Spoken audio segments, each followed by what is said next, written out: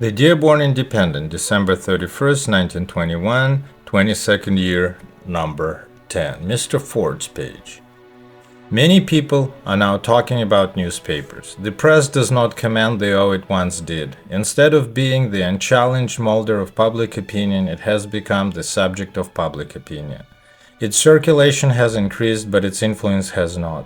The reason is that newspapers were once voices, now they're properties. Signs multiply, however, that editors are discovering that the pen is mightier than the advertising contract or the bank account, if they only think so. Newspapers are being divided, good or bad. The distinction is full of promise. Like the stage, like art, the press has the choice of being low down, vaudeville, and indecent portraiture, or of being high-grade, educational, inspirational, contributive to the social good. For whatever reason, probably the response to some of the numerous requests which are made upon them, the ministers of religion have been lately discussing the public press, and it has been refreshing to observe how few of them confine themselves to praise.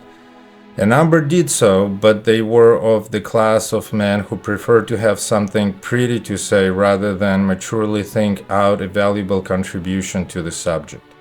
Whatever may be said, this much is evident. The service of the press as a distributor of news is greater than ever, but the power of the press as a molder of opinion is on the wane. The latter statement requires a certain amount of explanation. Time was when people believed everything they saw in print. The magic of print had that effect upon their minds. Time was when anyone whose opinions appeared in press was regarded as a guide. People were swayed by what they read. The fact of print was too big for them to pass indifferently. But whereas once they were most respectful toward what they read, nowadays they're just as often disgusted. Familiarity with print has done away with public reverence for it. What a newspaper says it is like a voice in the crowd. If it is a commanding voice, it commands. If it is a weak voice, no one gives attention. No newspaper is strong simply because it is a newspaper. Being a newspaper has become practically a matter of machinery and of a subscription to the news disseminating associations. A newspaper is strong only in so far as it is informed, balanced, courageous, and fair. So the talk about the press as if merely being a press determined its power is not as fitting as it was 50 years ago. It is the same as saying that the period of individuality in newspapers is coming back. More than that, it is here. Some newspapers are already stamped irrevocably with the characters of the men who run them. For a newspaper or a chain of newspapers to have a fixed bad reputation does not mean financial failure by any means. It only means failure of influence. The most widely read editorial writer is probably the least influential. The most widely bought chain of newspapers is probably the least respected. They're like a low chain of indecent vaudeville production strung across the country. The rabble attend, but there is no high influence exerted. Instances are multiplying in this country in which, when we speak of the influence of the press, we must speak of the bad influence of certain newspapers. That kind of influence deserves more study than it has received. It is not at all improbable that the most dangerous influences in this country could be traced to certain newspapers. They are the dope sellers of the journalistic world, the bootleggers and the procurers of the lowest type of newspaper reading public. They agitate the wrong things. They agitate the wrong people. They are a continual irritant to the nerves of the social body. Instances of strong men giving a character to their individual newspapers are also multiplying.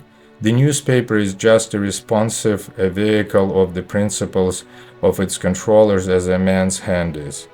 What is in the heart and mind of the men who make the newspaper shines through.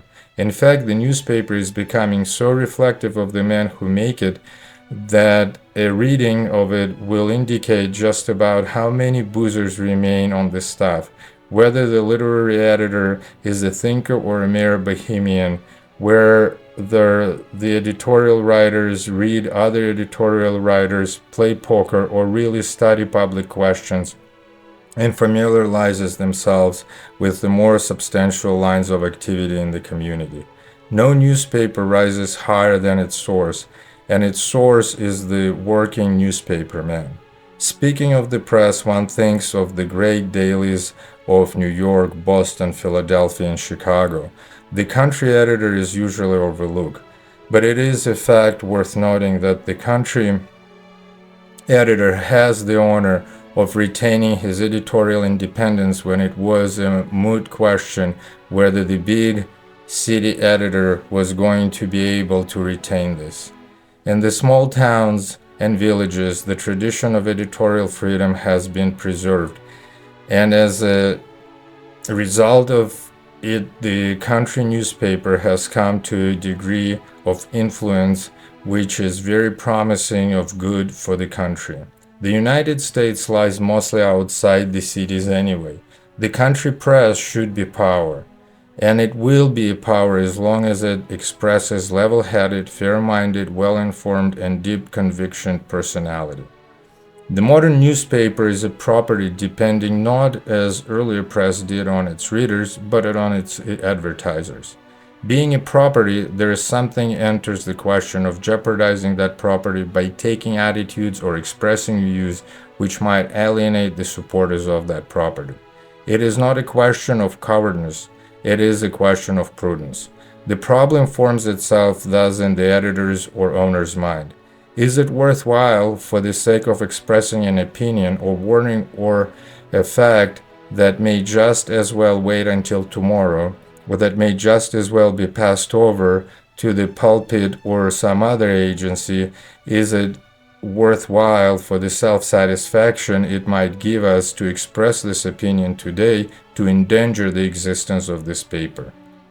Whenever an editor formulates this problem, he abdicates his position or his claim as an invincible molder of public opinion. He admits it was a false claim, at least as far as himself and his paper are concerned. He virtually says, this paper is the product not of its editors, but of its advertisers. It is not our principles and opinions that keep us afloat and make us useful, but it is the projecting power of our advertisers. The newspaper is really an advertising board, which, to make it a more attractive advertising board, set aside a small fraction of space for printed news. It is true, of course, that readers are most valued by newspaper because the advertising rate is based on the number of readers. It is a rate per thousand of readers. But this is also true. Editors are still in a position to be free if they would only realize that. Freedom is, after all, a temper of the mind.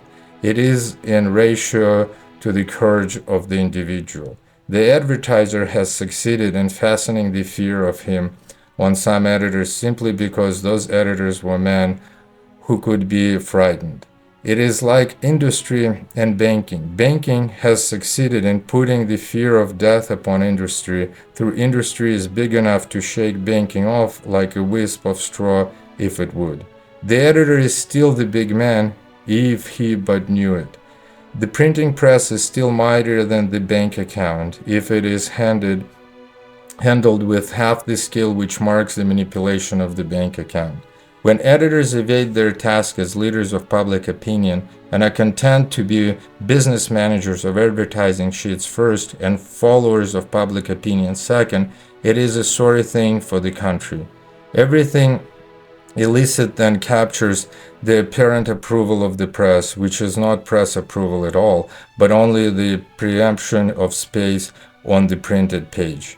The press, in its nobler sense, has been supine, has been used, has been degraded by evil association. It ought to come back. It ought to get on the job. It ought to resume its task as the exterior conscience of the unformed multitude. It ought to speak out. It ought to get the religion which convinces it that nothing wrong can injure it while it holds fast to right. It ought to get its breath back so that it can speak, and its heart back so it can fight, and it ought to shake off the parasites that have clung to it and so nearly sapped its power.